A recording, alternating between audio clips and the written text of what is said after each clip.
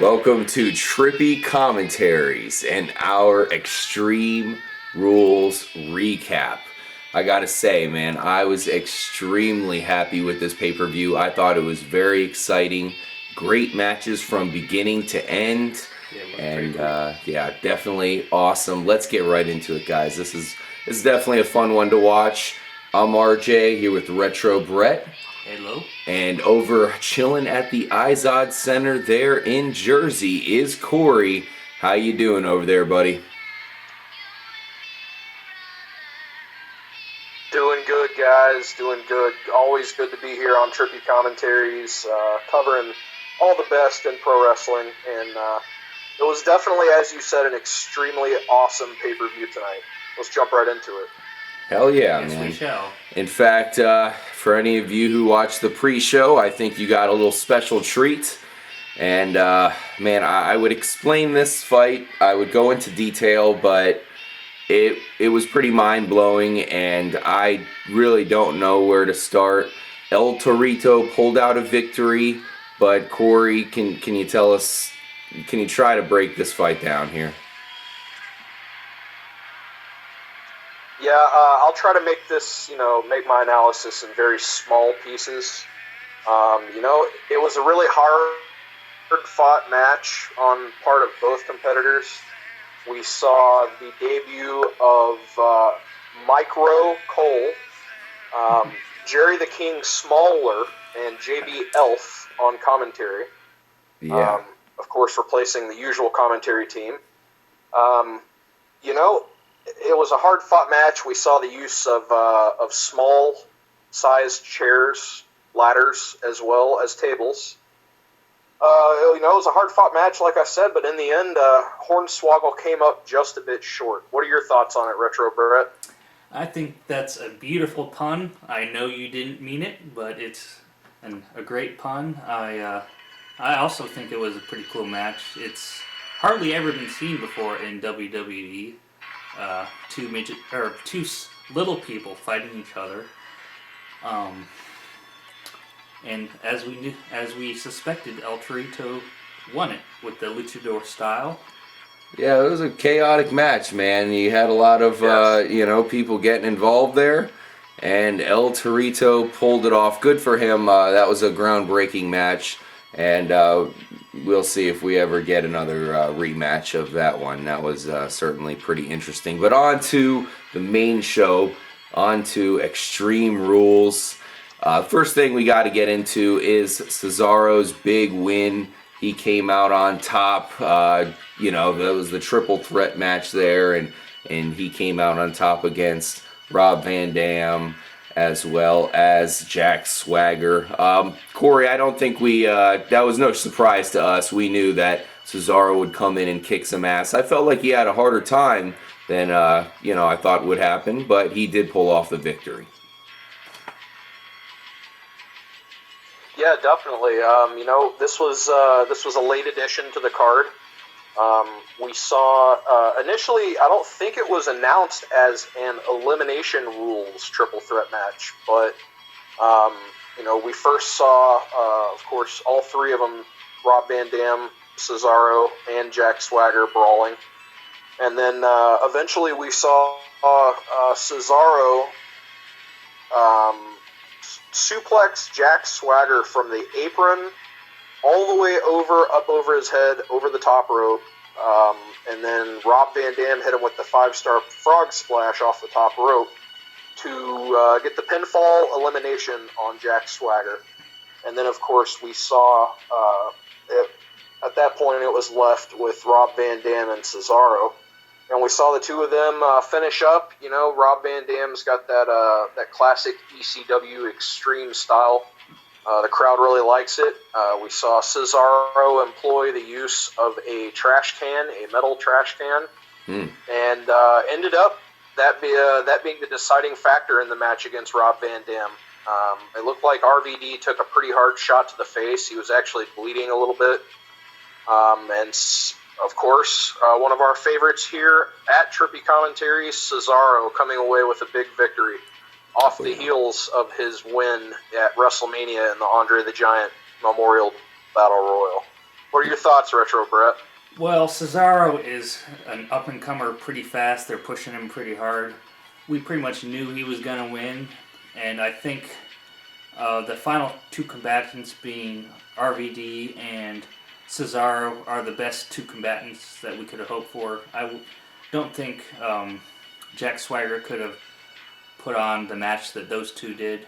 Yeah, I agree. So I'm very happy with that match. It was very high-flying, and Rob Van Dam is always unorthodox with his educated feet, as the commentators like to tell us. So yeah, so like we've touched on here, didn't surprise us. Cesaro is on the rise. This is probably a sign of things to come, and we'll see what his combination with Paul Heyman, gives us in store here for the future.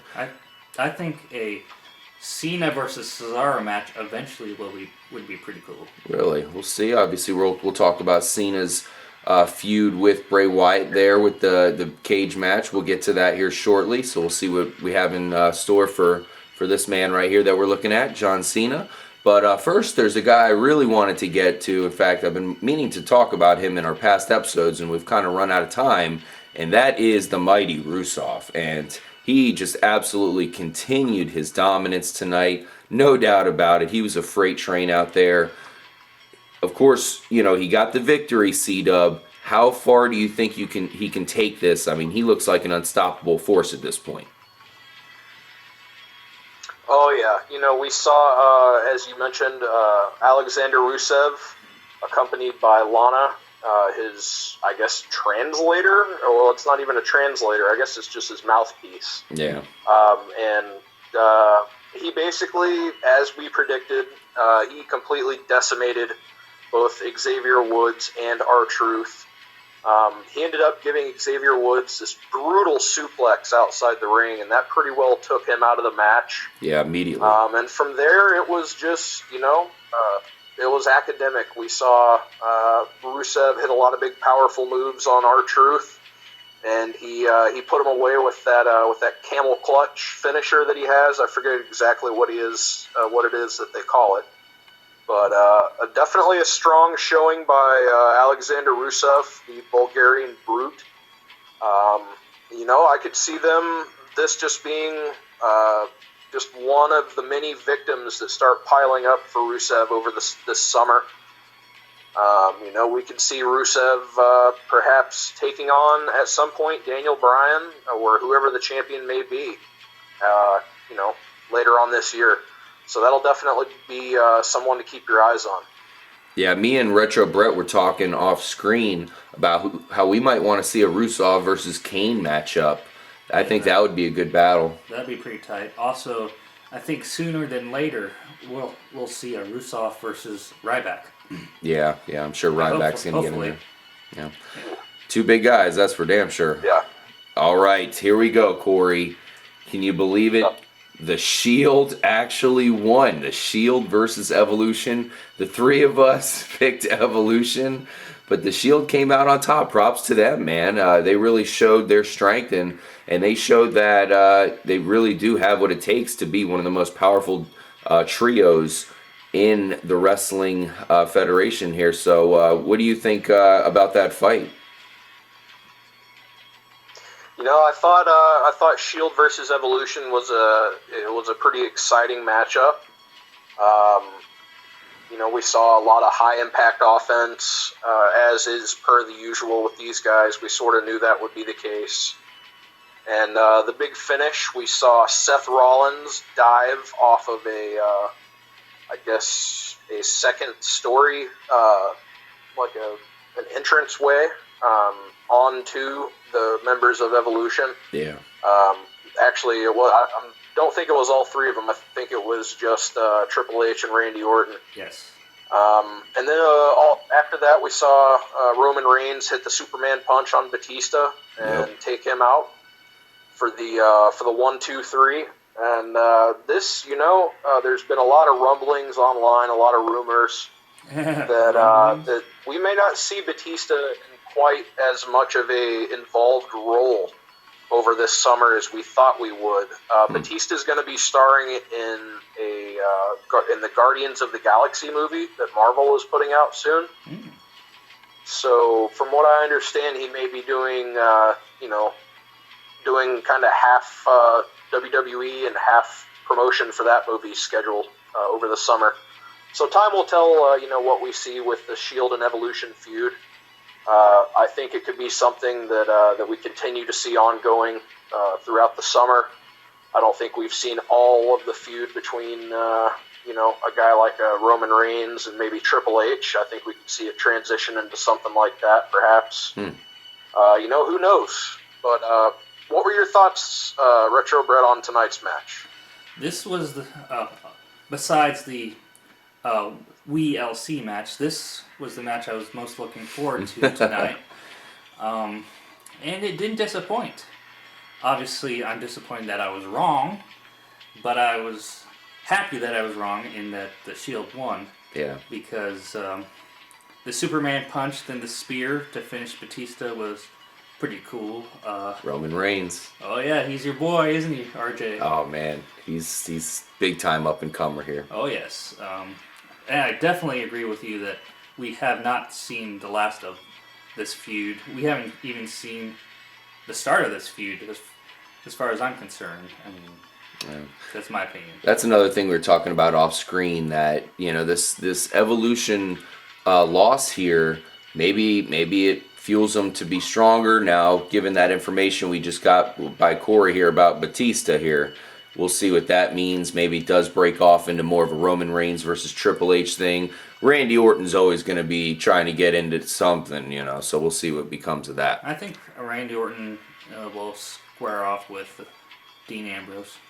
Oh, okay. Or maybe they're going to bring Ric Flair back into the fold and have him do it.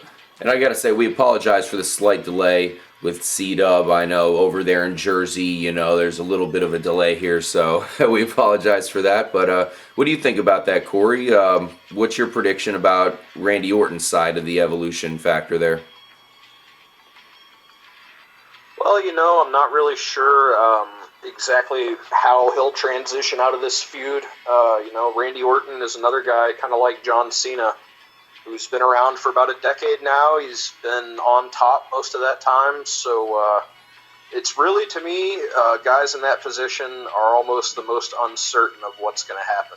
Yeah. I could definitely say that I really hope we never see Nature Boy Ric Flair in an active wrestling role ever again. For our sake and unless his. It's just talking. Even talking. Yeah, for our sake and his. Oh, man. Yeah. So, speaking of John Cena, we have a huge fight to talk about. The big battle between him and Bray Wyatt. That was some crazy stuff. It was a really back and forth match. I mean, John Cena looked like he probably was on top most of the time. It's just with the other members of the Wyatt family outside of the cage. They were really making his job very hard. And then, he had a chance to come out, and we were introduced to little Johnny. Corey, give us a recap of this pretty epic matchup. Oh, it was most definitely an epic matchup. I thought this match, even though it was a cage match, it wasn't as traditionally violent as most cage matches are. They usually tend to be just a real brawl. This, much like their WrestleMania match, there was a lot of psychology. There was a lot of mind games, and a lot of it was just playing off the crowd, and getting the crowd into the match. And of course, they were, as they have been with everything that Bray Wyatt has done lately. The crowd was super into it. We heard the typical "Let's go Cena, Cena sucks" reaction. To me, this is just another chapter in the slow turn of John Cena that I've been predicting, and that a lot of people have been clamoring for. It's just another chapter, and it's just going to be another page in the book, leading up to his breaking point, where he eventually says enough is enough and just goes completely postal. Yeah. It was a great match, as you mentioned. The other members of the Wyatt family We saw them on the outside. Of course, the cage was designed to keep them from interfering, but it almost, at one point, ended up being almost working against John Cena, as we saw Eric Rowan get in the ring, I believe it was. Maybe it was Luke Harper, I'm not sure. Yeah, it was Harper. We actually saw them get in the ring, and of course John Cena battled them both off, and eventually we saw at the end, just as it seemed that John Cena would make his big escape and his big typical 5 moves of doom comeback for the victory. The lights go out, and we have a quick cut to as you mentioned, little Johnny, a young child that I believe was also in the choir that we heard Monday night and at the beginning of our show today. Standing there singing again. He's got the whole world in his hands, except it was in this really, really creepy, weird, mutated voice effect thing. And it honestly was kind of startling just to hear the voice coming out of the little kid and see it. Even as just a viewer, it was kind of startling. And of course, John Cena hesitated and ended up getting laid out with the Sister Abigail finisher. Oh yeah. And Bray Wyatt escaped to victory against the almost seemingly unstoppable John Cena. Tonight he was certainly defeated, as credit to little Johnny of the Wyatt family. I guess little Johnny Wyatt, maybe? Little Johnny. We definitely have some psychological warfare here going on. John Cena looked like he had it, Retro. Yeah. And what do you take from that? That was crazy. Well, yes, that was pretty creepy, having little Johnny sing that song in his mutated voice. Mm-hmm. If I was John Cena, I would just plow past him and escape the cage, but that's me. I like Corey's theory about John Cena turning, but I also want to present another theory. Maybe John Cena gets some partners and battles all 3 of the Wyatts. Maybe he gets, I'm thinking Sheamus and maybe Big E to battle the 3 Wyatts. And Interesting. let's talk about Little Johnny for a minute. RJ and I were talking off camera about, school's about to get out, so maybe Little Johnny is going to be a little Wyatt cousin or something for the summer before his school gets back in. That'll be pretty cool for Little Johnny. That would certainly be interesting. Yes, I think it'd be cool for him. Yes. Of course, we had Lil definitely. Jimmy. I think, now Lil Johnny. I think no matter what happens with little Johnny, he's definitely going to be the coolest kid on the playground tomorrow. Oh, hell yeah. All right, so one last thing I want to talk about here real quick in the end of this part, and then in the next episode we are going to get to the epic battle between Daniel Bryan and Kane for the championship. That match really, man, I thought it was awesome. I really can't wait to get into that. But before we do, we got to give a shout out to Paige. A lot of people thought she was going to lose here to Tamina Snuka, but Paige, she's so sexy. I root for her so hard. And I'm so happy she won, and she actually won in impressive fashion. What did you think about that fight there, Corey? Oh man, I thought that was, the crowd wasn't all that into it, which that seems to be the case with a lot of Divas division matches, unfortunately. I think Paige is a pretty good wrestler. I really like her finishing move. It's like a modified Scorpion Deathlock / surfboard hold. I think it's a really cool finisher, and I think, of course, she's young. She's got quite a bright future ahead of her. Time will tell what we see with the Divas division. We're not sure if we'll see maybe someone like a Brie Bella go after her for the title, or we could see a returning AJ Lee, or possibly somebody else. Who knows? Yeah, or Tamina. I'm sure we haven't seen the last of her. We'll probably see her come back in action as well. But thank you guys so much for joining this first part make sure to tune into part 2 because we're going to get into the biggest fight of all. This one did not disappoint. It included a forklift. It included fire on a table, and we'll tell you who came out on top. Yes, yes, yes, we will. So thanks again for watching.